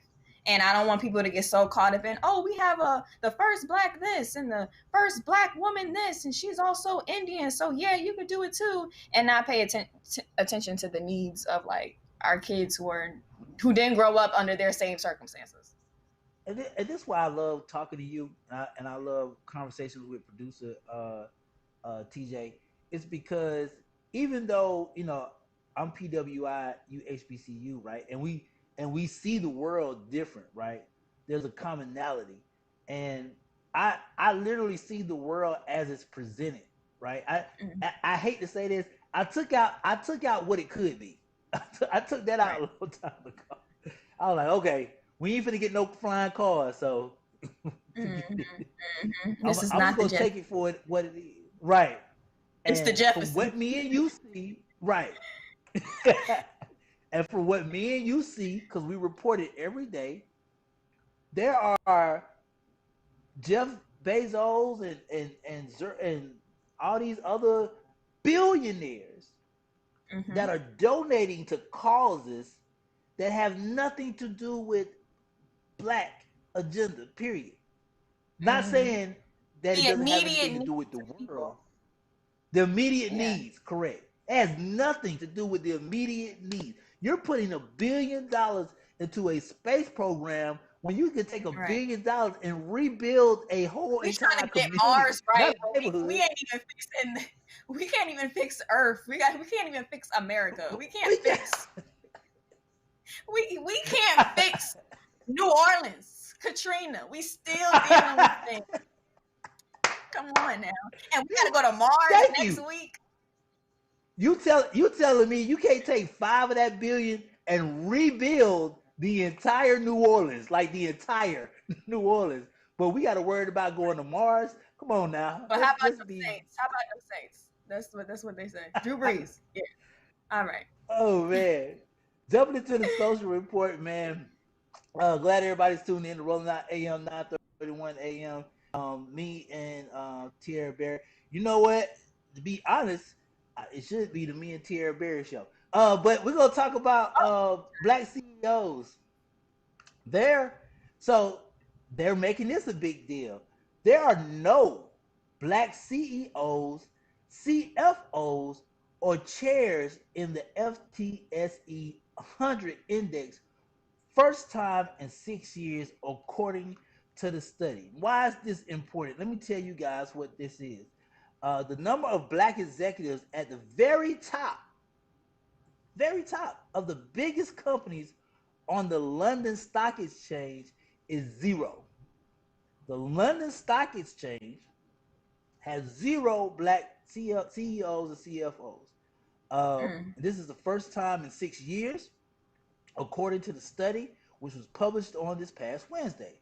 No progress has been made to diversify since there was only 10 people out of 297 that were 3 of the top leaders in the London Stock Exchange. Now, are people going to make a big deal? Why is this important to me? Because it's socially, I like stuff like this. I guarantee you, there ain't going to be no marches for this. Ain't nobody going to pay no attention to this. The London Stock Exchange, which is second to Wall Street.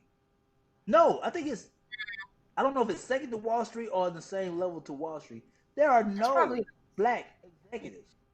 Out of 297 executives, there are none.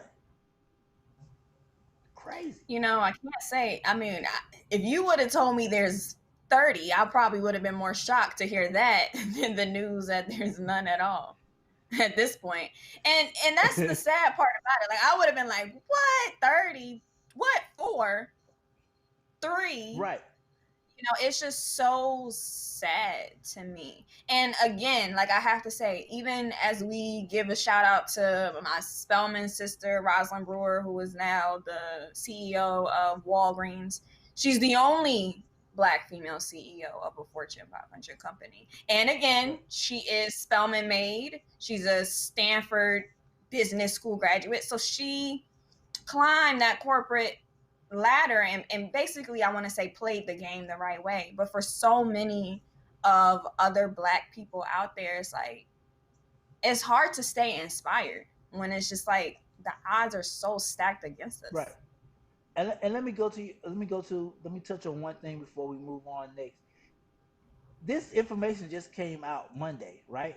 As you heard, it's been 6 years. So apparently for 6 years, it wasn't really a big deal to them. So I want you to take that in mind. Right.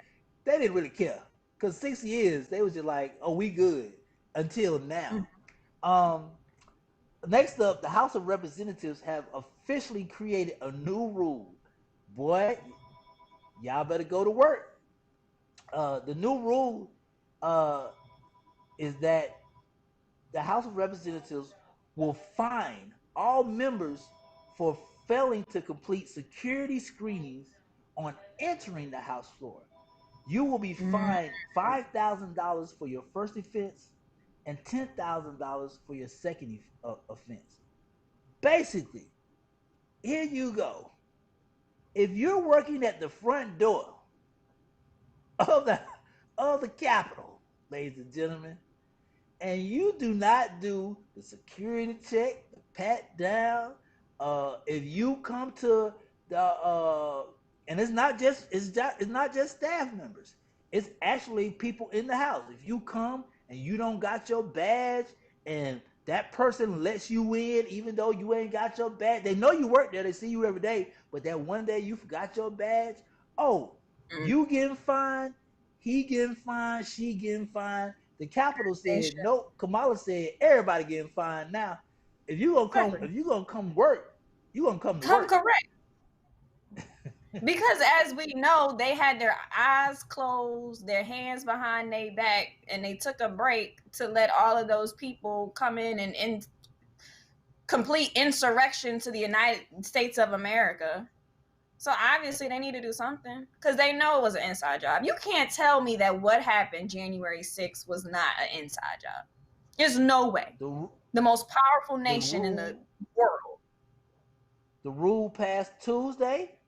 And when they say fail to comply, security screenings, 5,000 for the first, 10,000 for the second, it will be deducted directly from the member's salary by the chief administration officer. So here's the hook. Don't worry about it. Oh, yeah, you got a fine. So when you go look at your check and it's and it's half of what you're supposed to get, 3/4, it's negative. Don't worry. $30. So Kamala Harris put this in position, passed this Tuesday. She's on the path of getting this country correct, and that's where we're gonna stay at. You know, it's scary when you have a vice president that has a prosecutor background. It's almost like a good thing and a scary thing at the same time. Very scary. That is a good question. I will find out how much they get paid. But Kamala got that black side coming out. Didn't I tell y'all come in this house? All right, I'm gonna show y'all how to come in this house. Y'all gonna come in this House of Representatives? You know how they be like, you ain't about to be running up and inside. You either gonna be inside or you gonna be outside. You ain't about to be outside. This cool air out. We got this AC. Pick a side. In the house or outside. Pick one. I gotta use that one. You ain't gonna be in and out this House of Representatives. You staying in or staying out. Oh man. Shout out to Marcus Mays checking in from Facebook. Cynthia Witherspoon, what's going on? Robin Noel, Antonio Goodwin, what's the business? Christina Simmons, I see you, cute little profile. D Shields, children across the nation, heartbreaking, dangerous environments. Oh, it's way past dangerous environments. This is Mad Max. Connie Cross, we hear you. Hey, good morning to everybody, man, checking in. D Shields, a lot will change. Business made a tear the nation down, rebuild it their way that too many are missing. Business made a tear the nation down to rebuild it their way. You're right. That is definitely what they did on that. Let's talk about. let's talk about I don't know Oregon. if Now, I've I ever don't been to know if I Oregon. want to move now or if people going to To move. Oregon? Oregon is now the first state to decriminalize possession of hard drugs. They will build rehab centers funded by the state marijuana industry. Oregon will not charge you for hard drugs. What Oregon did, because it's legal, Oregon took that marijuana money and they are building rehab centers. This is the most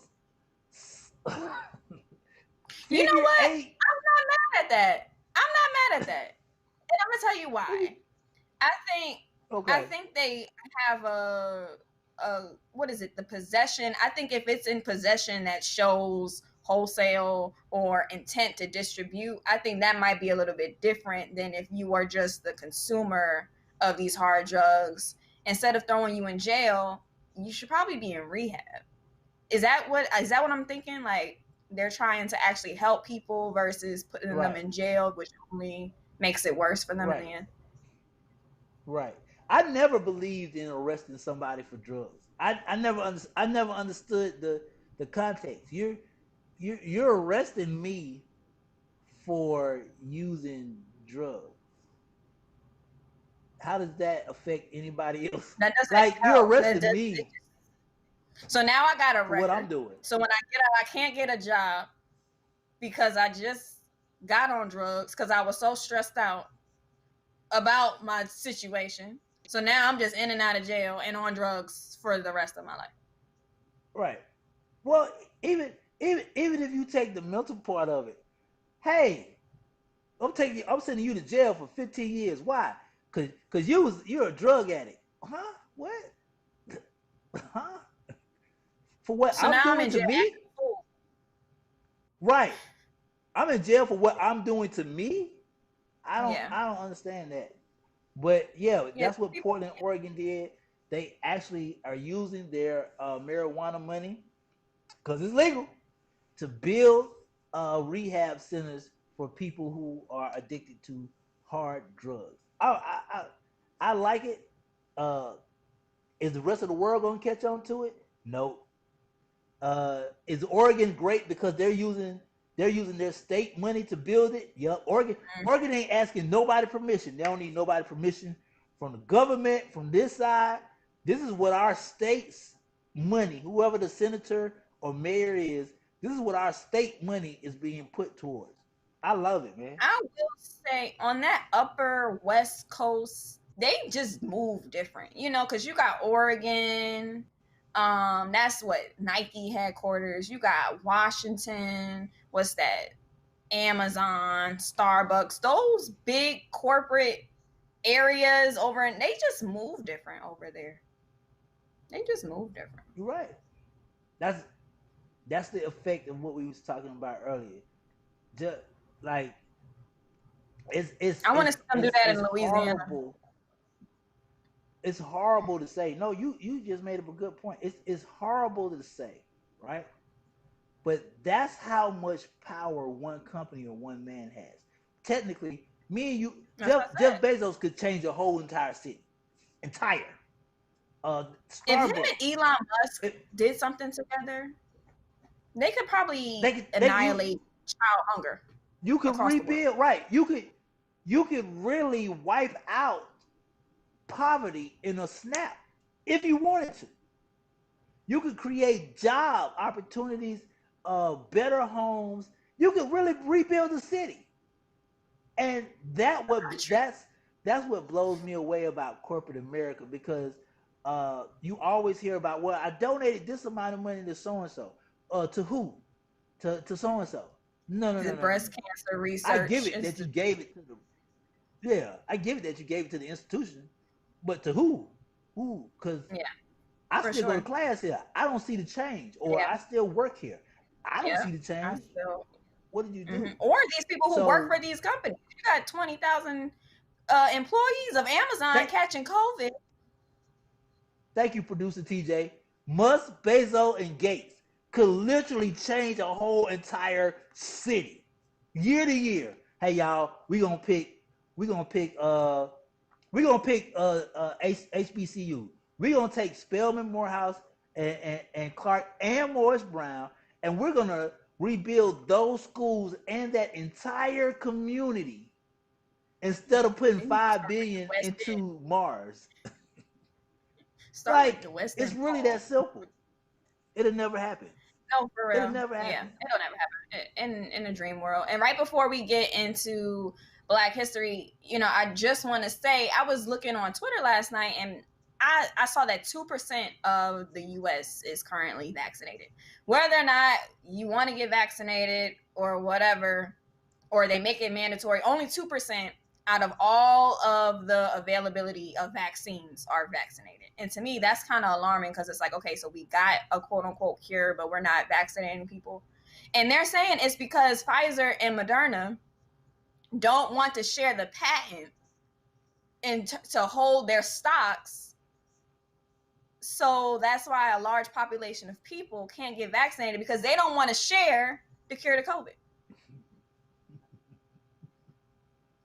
Hold up, So they could keep hold up. money You for telling themselves. me I gotta share? I gotta share to save the world. I can't. I gotta share. Yeah, Which mean I it's the can't profit world. off of this? Yeah, but I can't. So they're not sharing. Oh, the way to end the pandemic, because they're concerned they're going to lose money if they share the patent. Okay. All right. So stupid. It's the Matrix. It makes Oh, no sense. I would. Hey, I know you got to do the Black History. I would love to see Tierra Bear at that round table looking at these idiots like, huh? What we talking about? So we So you not got a saving the whole. world because you not getting 5%. So we not saving the world. I'm So confused. until y'all make more, y'all can't share it. Okay. All right. Go ahead. I'm sorry. Who needs to cure COVID anyway at this point? Who needs the vaccine? They be like, well, the black people don't believe in it anyway, so the ones we got, the Negroes don't want to take in the first place. Oh, what we got for Black History today? I hate it here. All right, so February 3rd, 19. Let me make sure I get my dates right. 1920, the Negro Baseball League was founded. Look at them. You know what I love about black people? They say, well, if we can't play with y'all, we're just going to play by ourselves. And look, stadiums packed. There are some great black baseball players. I feel like blacks in baseball do not get the praise that they deserve outside of the what Jackie Robinsons of them. But it's a lot of great baseball players that are black. No. I agree with you on that one. Now that one I do like. I love the fact black people be like, oh, I can't play with y'all. All right, I'm gonna play by myself. All right, Harlem Globetrotters. What? Right. Oh, I can't play. Oh, okay. All right, Well, we just we gonna didn't do say you couldn't splits play while we do free Right. throws. Like what? I'm gonna do a backflip when I do the assist. Right. Oh, I can't. Oh, I can't jump rope with y'all. Well, I'm gonna show y'all how to jump rope by yourself. Like, All right, I love it, man. Watch this. Watch this. I love it. Look, I got two jump love ropes. Now look. I got two jump ropes. I love us, man. Black people have always been so resilient in the fact of you don't, which is weird because it's 2021, but you don't gotta include me. No. I'm gonna do it. I'm gonna do what I want to do. Exactly. Even though we should be included, so cool. you don't. They make it so cool that y'all gonna want to include us or just copy off of us again. Yep. And that's why here we continuously root for everybody black. Right. Well, black people doing this music thing, so since we didn't jump in on it, we might as well steal it. All right. Oh, speaking of Black people, I did have one last report. I don't know if our producer TJ could pull it up. A little bit of Black history too. Ryan Coogler is developing a Black Panther series at Disney Plus under a new 5-year deal with the streaming platform. It's like I could smell the money around that. So, Really? hmm? Yeah, Wow. Ryan That's Coogler. that's great. Yep. So a new 5-year overall TV deal that focuses on Wakanda. So bigger than I guess just the Black Panther hero, but Wakanda in itself. He's working with the Disney brands Hulu, ABC, and Freeform, which is all under that same umbrella. As we know, right now they're working on the Black Panther 2 sequel, which is scheduled to release 2022. As y'all know, Black Panther film released back in 2018, Black History Month back then, February 16th, grossed more than $1 billion globally. So obviously they would be Yeah. remiss not to put all their money into whatever Ryan Coogler wants to do. Wow. That yep, you're absolutely right, producer TJ.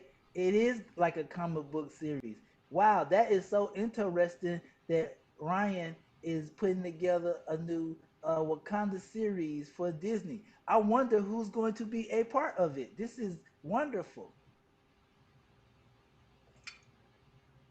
Is there something you trying to say that you're not saying? No, I haven't said anything. Do we have an I'm exclusive just glad breaking I'm just glad news they announcement?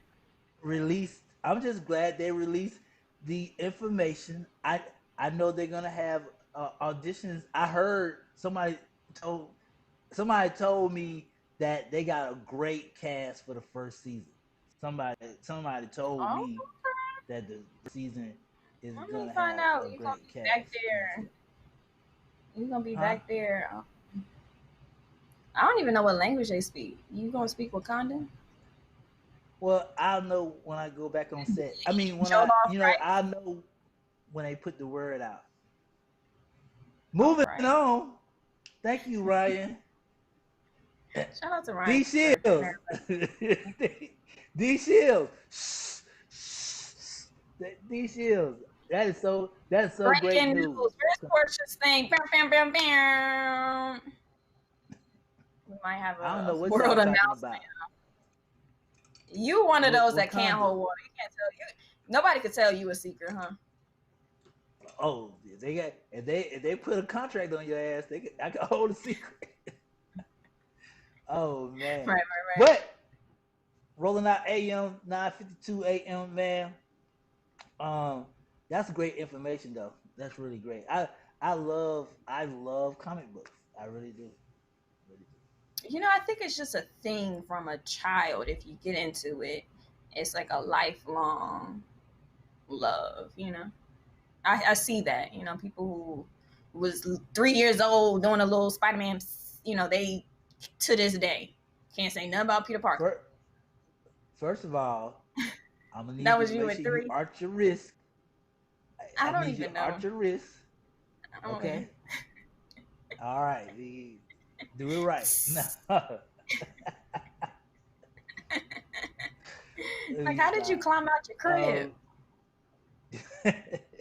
and I gotta send producer TJ that the Black Voices comic book list. I think they um uh fans will enjoy. Hey, it's Tuesday. Oh, it's Wednesday. I apologize. It's Hump day. only February 3rd. We only 12 days, 12 more days away from greatness. Let's not hold that back. Um, I want everybody to make sure that they have a good day. We're gonna start with positive thoughts. You know what? I'm gonna start it off. Kick it off. Positive thought of the day is uh, learn more, understand what you learn, apply what you learn that you understand. Today, I realized that there's a lot of things that um, I'm not aware of that was brought to light. But then the recognition of all the things that could be done if the right people just step forward and do it and make the right person. So my positive thought of the day is be the right person to step forward and do something that affects change immediately. I think the Mm-hmm. world needs immediate change, and we all have the power to do so in our own specific way. And I pass it on to Miss Berry. Pacific. Okay. Same Or thing. Atlantic. No, I'm kidding. Pacific or Atlantic. I want to give my positive thought by saying that experience itself is the best teacher. You grow through what you go through. So understand that whatever it is, whether it feels like it's a good thing or a bad thing, the experience itself is only going to set you up for the next level. So try to enjoy that experience in the best way that you can. And that's my positive thought for February 3rd, 2021. We got 5 more minutes. Hey man, we got more than 5 more minutes because the song gonna play out three Gotta of them. like, Hey man, I want y'all to have a great day. We out of here early, not late. And like I said, producer TJ is the best. I love the way producer TJ words stuff, man. He's the best. Uh, yep, Make sure you check out rollingout.com. Make sure you check out yep. our Instagram, Facebook, and Social Twitter. medias. If you get the opportunity, all my YouTube people, make sure you can check that out as well.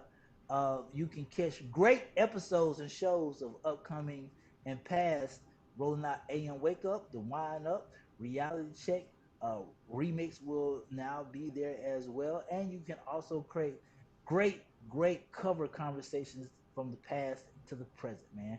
Um, what y'all have a great day, Cat. What's our challenge this month, Cat? I'm about to DM you on Facebook so I can let you know what the I challenge saw is, you man. post something saying, I saw that you said you wasn't eating nothing. That's what I saw. You said you was cutting out everything. It looked like you said, I'm not eating a damn thing. You said bread, just food, period. No food. You get on That's the my challenge. nerves. It's the no challenge. She said, I saw your list. You ain't eating, so you just gonna starve. No. Yep. I Spinach. gotta go. Popeye. The challenge this month is to be Popeye. All right, see y'all. You know you don't need them chips.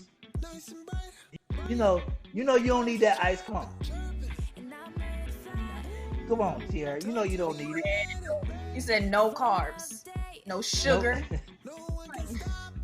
no salt. Hold on, where is my no list? No fast food, ice cream, chips, burgers, fried food, chocolate, white bread, soda, cake, candy, cookies, donuts, none of that. 28 days? Come on. He basically said, drink your water. It's the Daniel fast. No cake for my birthday, man. I'm gonna stick to it, producer TJ. No cake for my birthday either. Can you get like chocolate covered strawberries? No. You know what I ate last night? Have a For great dinner, day, y'all. for the first time ever, a bowl of yogurt and some little raspberries. That was dinner. Yogurt and They must raspberries. be training you to be, what is it, Prince Akeem for Black Panther. Coming to America. All right, y'all. We're out. Y'all have a great day, man. Oh man. Where Portia at? We don't know.